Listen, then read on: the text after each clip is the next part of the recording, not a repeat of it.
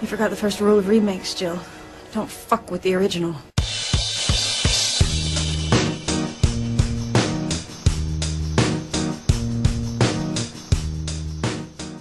Hey everyone!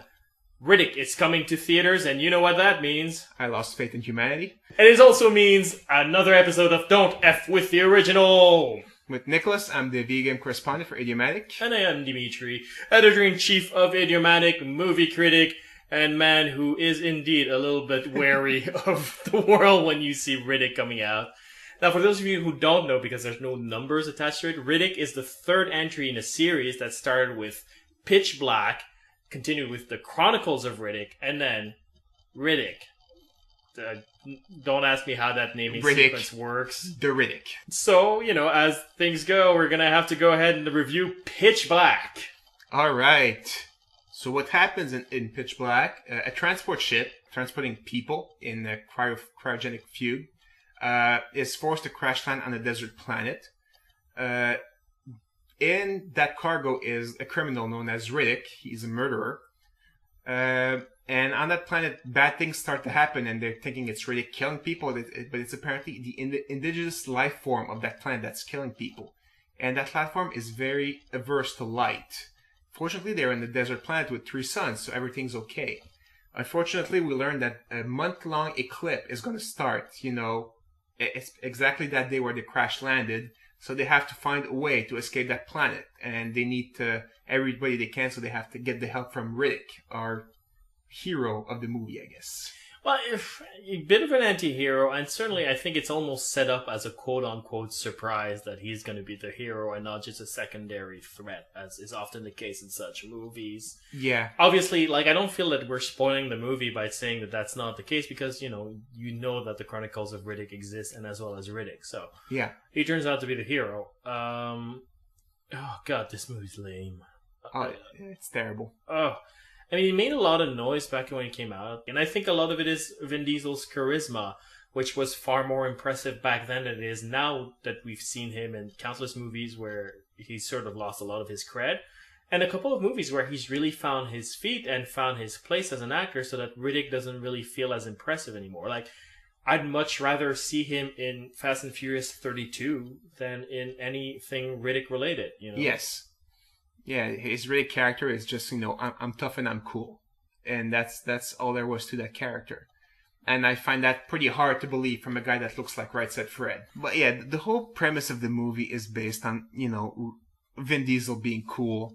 The rest of it is kind of secondary. The special effects are okay. I did enjoy, the special effects when the planet is basically going to block the sun to the 1 month long eclipse. I kind of really like that. The planet should not move that fast, in all honesty, as an astronomer I'm speaking. And if the planet is really moving that fast, the eclipse should not last 1 month, okay? It should last a few minutes. But I digress. It was pretty cool to watch.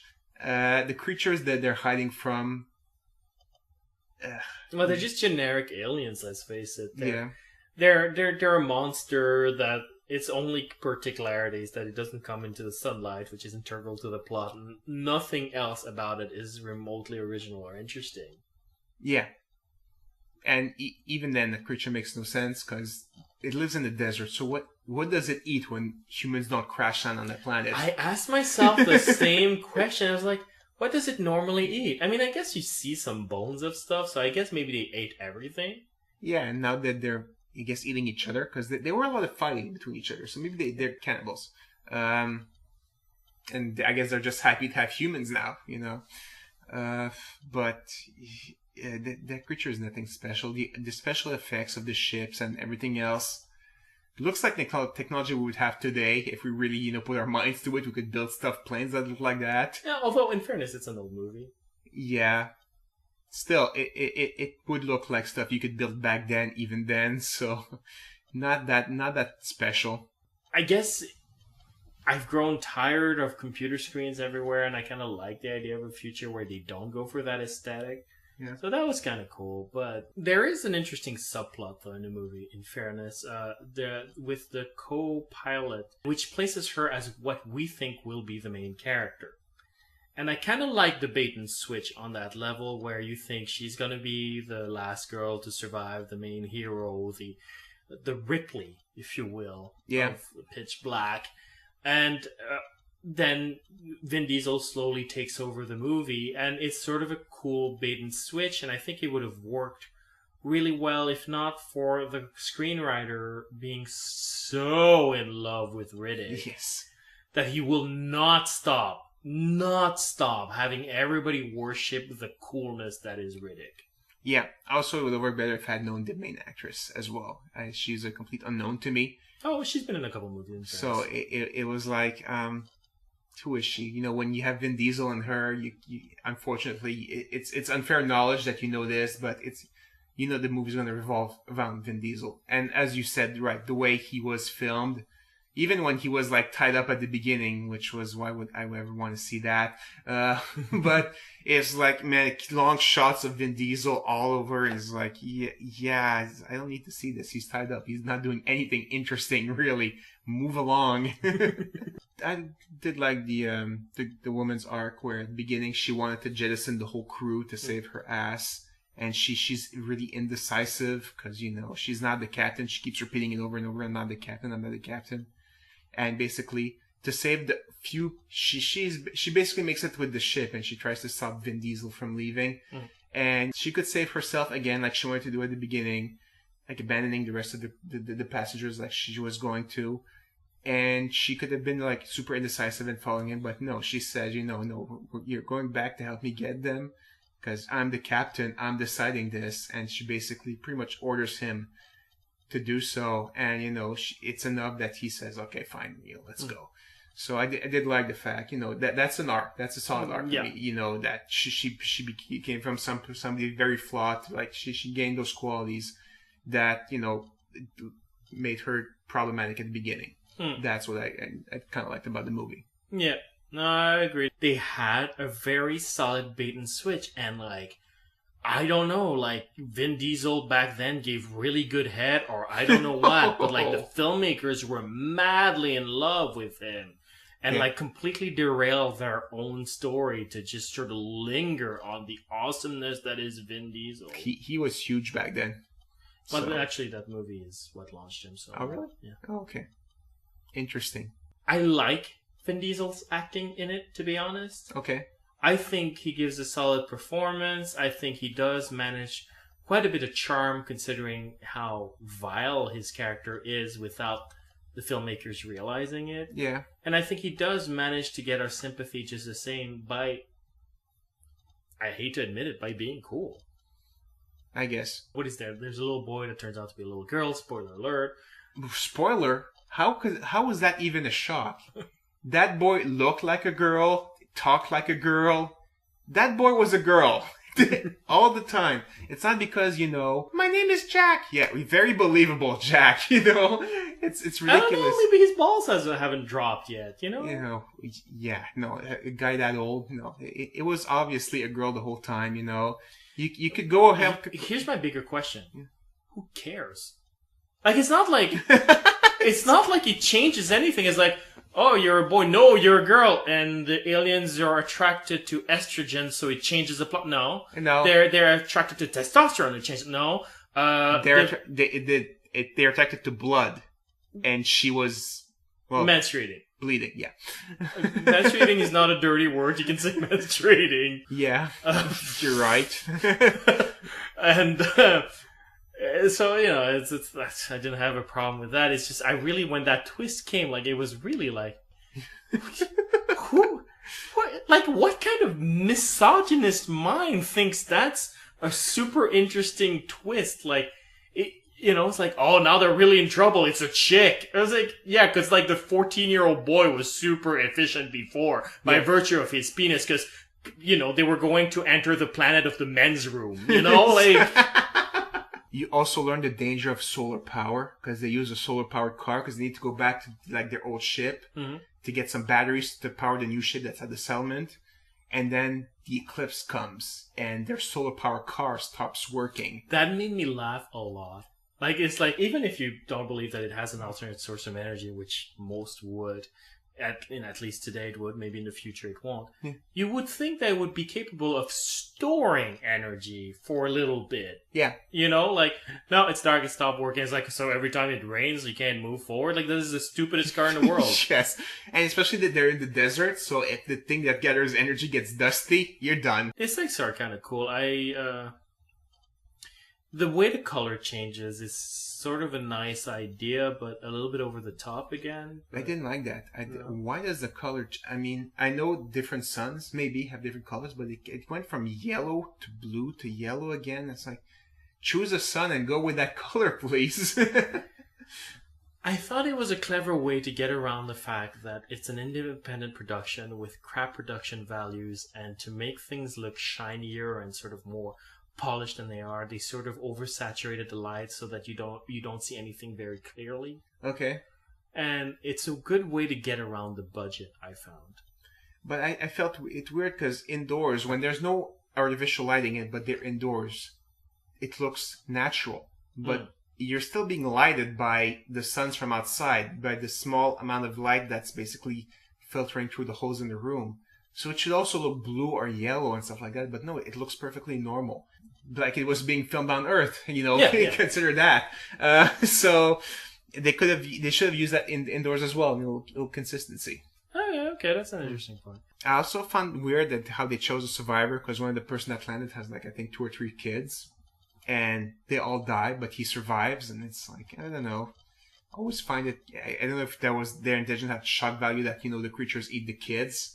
You know? I think so. I think it was meant to be, oh my god, can you believe we just did that? And there's a lot of that in the writing. I'll get to that later. Yeah, it was like, yeah, it's kind of untasteful. I just didn't like that. It is distasteful, I agree. Yeah, sorry, yeah, I like inventing words as well. Yeah. It's amusable. It does pique my curiousness. But but yeah, you had no reason to have kids there.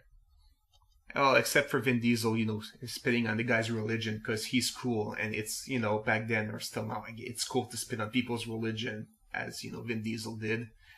Well, again, it's that teenage version of what cool is. Yeah. He doesn't respect anything. The laws are cool. He's capable of killing, so that means he's strong.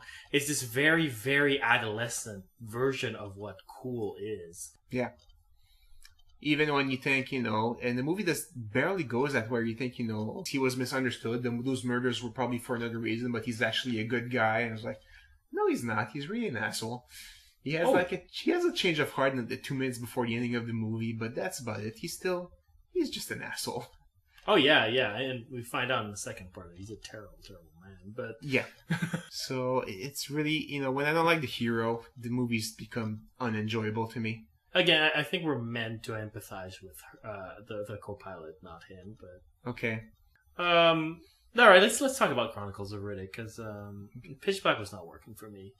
But it was actually a moderate hit. It really captured people's imagination and sort of launched Vin Diesel as this sort of spirit of awesome badassery, which, again, in retrospect, is a little bit laughable. But yeah, at the time, it did generate a sequel, The Chronicles of Riddick. Yeah. Which was going to be all about the Riddick.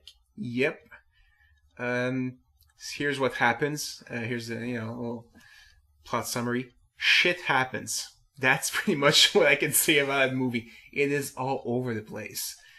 After Pitch Black, they escape the planet, and mercenaries are hunting Riddick for a bounty. But it happens to be that one of the survivors posted the bounty because he needs Riddick's help to fight the necromongers, which are basically people that are half dead or part dead, or basically they're death walkers from the Game of Thrones. That's what they are. Sort of, yeah.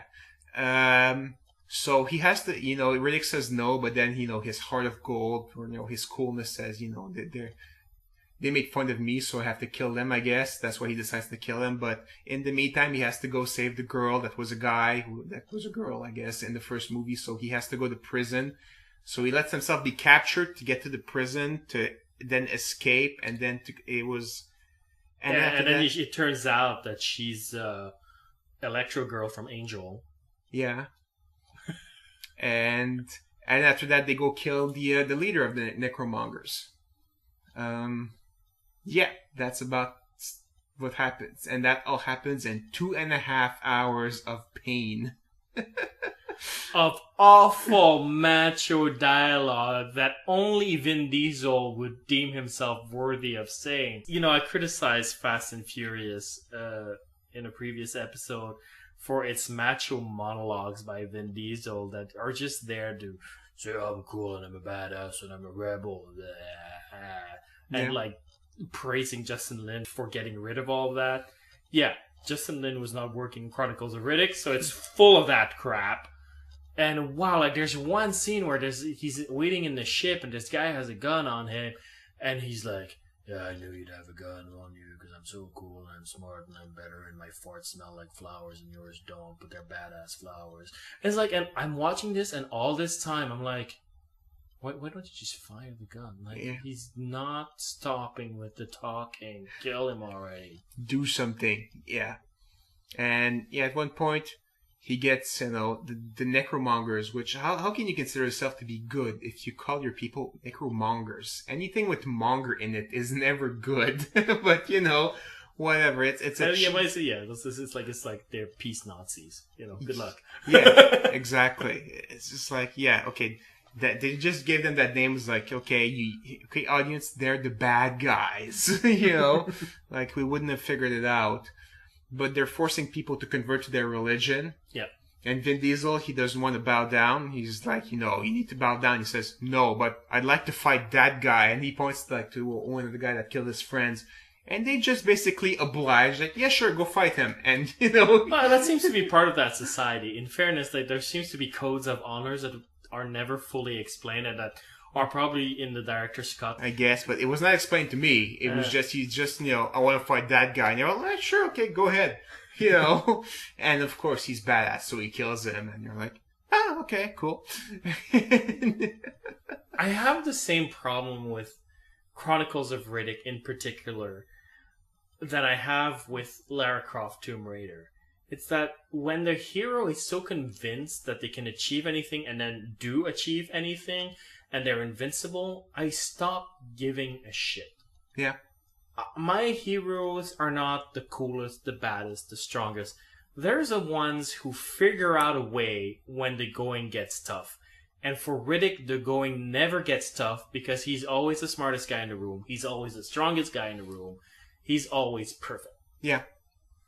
Like, he gets... Finally, the mercenaries catch up with him, and basically they bring him to a jail so he can save his friend. Basically, now the necromongers follow them, and they have to escape, and the guards abandon the jail, and he's like, yeah, just like I planned. It's like, yeah, that's what makes him so boring. It's like, yeah, that when you got arrested by the mercenaries, of course it was part of your plan, because that's your character. You escaped those guys before. The fact that you let yourself be arrested is like, yeah, we know it's part of your plan. There's no drama. There's no shock. There's no, we're worried for him. It's like, he knows what he's doing. It's like, eh. It's also jarring when you put it next to Pitch Black. They're not the same kind of movie at all. No. One of them is sort of hardcore horror sci-fi, low budget, but still the other one's like Conan in space. Yes. Right down to the ending, hint, hint. And, even in Pitch Black, when he was fighting the creatures, he was not in control, and those creatures could be erratic, could do anything, and you knew he had to improvise, and he was not the top dog there, especially since he had to protect other people. Now he's like, all right, I'm going to do this. You guys, if you can follow me, it's good enough. If not, too bad. And it's boring when you're watching a movie where, there's a plan and everything goes flawlessly, especially in that kind of an action movie. It works for certain kinds of movies, like maybe like a heist movie where they have a plan and, the point is to see what their plan is and it goes perfectly. I don't mind that, perfectly executed plan. But here, when the thing is supposed to be so chaotic and everything goes perfect because he's awesome, it's very boring. Well, yeah, and the difference with a heist movie is that you get a glimpse of what the plan is first, then you get the impression that it might not have gone as well, and then you realize, well, they never told you the last act of the plan, maybe they planned it all, and then when it turns out it's that, you can see how they might have planned it because you got a glimpse of the planning. Yeah. Here it's just like things happen, and then at the last minute he goes like, "Oh yeah, just in case you had doubts about my coolness, I knew this was going to happen." Yeah, And you're pretty like, much. "Okay, thanks, jerk." My thing with it as well is that you bring up an excellent point about Pitch Black, where he was not in control, and I feel that Riddick, a character that is as unrelentlessly cool as Riddick is, that they can only work as side characters. And he sort of kind of works in Pitch Black because he's sort of treated as a side character, albeit not as convincingly as I wished. Because if you look at Star Wars, who's the coolest character in Star Wars? It's Han Solo. Where is he the main character? In the third one, he is. No, He's not. Never. He's not. No, and there's a reason for that. There's only so much cool we're willing to take. And so I think it's a mistake just to do the Chronicles of Riddick because it's just like, it's unbearably cool. It's enough with the cool. It's not even for a short hour and a half. It's for 2.5 hours of cool. Yeah. And it's always on him. Maybe I can count on my fingers the number of scenes where he's not involved. It is like Vin Diesel overload. Seriously. Even scenes where he's not directly on camera, he's there, in the background listening and, saying random stuff, or he's always in the vicinity. It's weird. He has cool eyes though, which are the whole, man, there are so many scenes of him putting on and off his sunglasses. Yeah. And they stopped doing that, like, in the middle of the movie. And it's a good thing, because if they had kept on going with his glasses off and on, the movie would have lasted another half hour. I mean, at one point I was like, enough with the glasses. I get it, you got special eyes and stuff, but enough. And again, sunglasses in a movie where you have golden plated armors with two faces on the sides. I mean, come on, guys. Like, some consistency in the type of universe you're creating. Yeah. Yeah, no, it's unpleasant. I really hate the movie, but I will admit that I certainly like it more than Pitch Black, but because it's less good than Pitch Black. It's sort of like Pitch Black annoyed me because I saw potential in a lot of places and I saw it all fall apart because somebody really loved Vin Diesel, too much. Whereas Chronicles of Riddick is like, it's just that love for Vin Diesel, and so it reaches a level of stupid that's so uncanny that I'm like, well, at least I'm entertained because I can't believe this is happening. This is really, really hilariously dumb. Yep. I cannot believe they got Judi Dench to be in that movie. Oh my god. Oh, it's terrible. And the thing is, what I don't understand is Vin Diesel's enthusiasm for this franchise. Yeah, and it's enthusiasm he shares with, like, almost nobody. I remember it was on Jay Leno, he was doing an interview, and they were talking about his future project, and he was talking about making a movie about, his character in Pitch Black called The Chronicles of Riddick. And Jay Leno looked at him like, what the hell are you talking about? And he turned to the audience like, come on, you guys would like to hear more about Riddick and the Chronicles of Riddick? And like 3 people in the audience went, yay! And it was pretty pathetic. Oh. I don't get why he likes this character. He's a hateful, selfish, disgusting character that the movie keeps insisting he's cool, but never quite proves it. You know what I mean? Yeah, you need more than, to say you're cool. You need to, especially it's a movie, it's a visual medium. You need to prove it, and you need to show it by your actions and getting things right is not cool. Like, that's the thing about it. Because he always gets everything right. Yeah, it's doing the right thing. It makes you cool. Yeah. I don't know. Like, you have the Fast and Furious franchise, which against all odds have become a phenomenon and reach its peak around the 6th installment. Like, how many franchises can say that? Yeah. Like, ride that wave. Like, why are you so bent over making third movie like Riddick? Especially since Chronicles of Riddick was not a great success. I think it lost some money. Yeah, no, it's so... Because they had wanted to make it a big franchise. They even had an animated movie that came out on DVD at the same time. Yeah, I think it was supposed to branch between the Pitch Black and Chronicles. And, you know, like, it was just like they invested a lot of money thinking this was going to be a big franchise picture. And it's like, it was universally panned. Yeah. It was just an embarrassment box office wise. It was just the first shot when you see the villains, and the guy is wearing a helmet with two faces on the side of his head, and it's like, I can't take this guy seriously now. It's like, come on. I might have if it hadn't been a sequel to Pitch Black. I might have just gone like, okay, that's the sort of universe we're talking about. Yeah. Cool, I'm in. But it's like, I've seen Pitch Black. This is a complete disconnect. You're right, Pitch Black was so, it was, you know, like maybe a little too much down to earth because the technology was very down to earth. But yeah, it was very normal. You could see that universe being maybe our future, you know. But yeah, all of a sudden you have ghosts and air elementals and it's weird. All right, so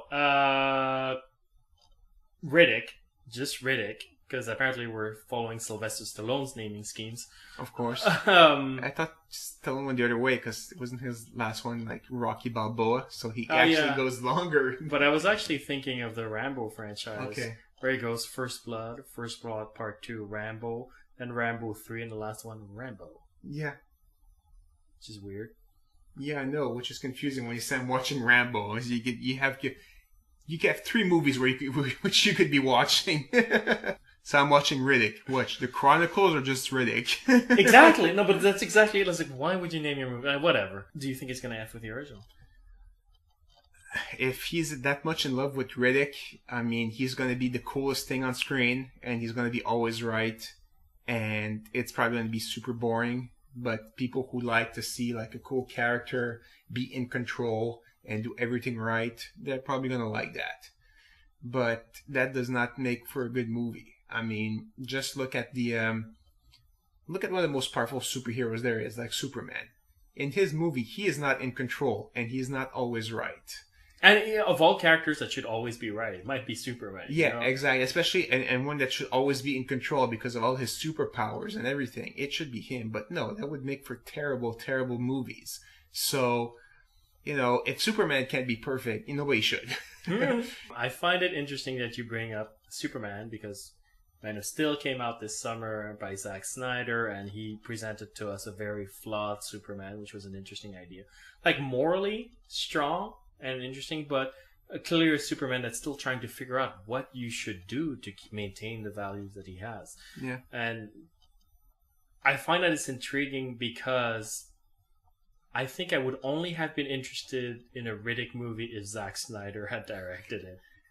Nice. Zack Snyder could pull off that sort of fetishization of the male muscle-bound Vin Diesel coolness, oozness thing and make it romantic as opposed to adolescent. Like, Zack Snyder knows how to do that. He keeps the adolescent spirit but romanticizes it to such an extreme that you're going like, F it, I'm just going to go with it. You know? Yeah. But it's not directed by Zack Snyder, unfortunately. No, it's directed by the same guy that did, the first 2 movies. Exactly. So, I'm not expecting that much different. And like I said, I've had enough. I'm not sure if Judi Dench will going to reprise her role as the air elemental. She does not. Oh, darn. On that sad note. If you have any questions, comments, you want to tell us why we're wrong about the Riddick franchise being hopeless, I'm eager to hear it. Like, I'm totally open-minded about this sort of thing. I want to be proven wrong. Yeah. And, please come up with different arguments than, Vin Diesel is cool. Because we all agree with that. We need more in a movie than just a character is cool, Yeah, absolutely. And also, try to extend your opinions beyond we're F words. Yeah. Because we agree with that too, but we would still like to know why the Chronicles of Riddick is a good movie. Exactly. You can mail us at mail@idiomatic.com or post a comment at idiomatic.com. We're also on Facebook. We're also on Twitter. Please like us on Facebook. It will help us get the support to generate content and be as cool as Vin Diesel, hopefully one day. That's impossible.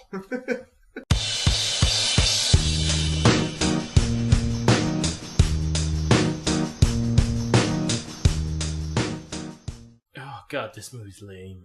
Oh, it's terrible. Oh, I mean, he made a lot of noise back when he came out, and I think a lot of it is Vin Diesel's charisma, which was far more impressive back then than it is now that we've seen him in countless movies where he's sort of lost a lot of his cred, and a couple of movies where he's really found his feet and found his place as an actor so that Riddick doesn't really feel as impressive anymore. Like, I'd much rather see him in Fast and Furious 32 than in anything Riddick related, you know? Yes.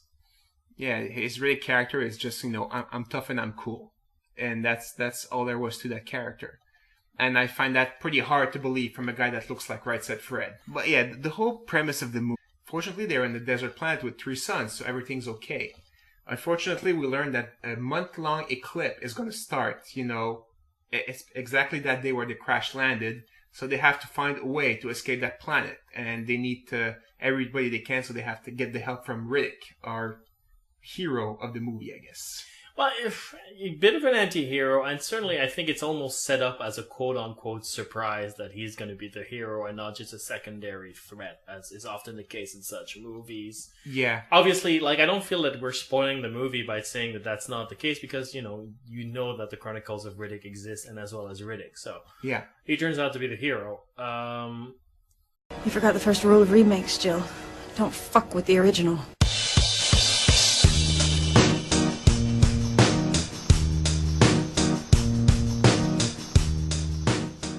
Hey everyone!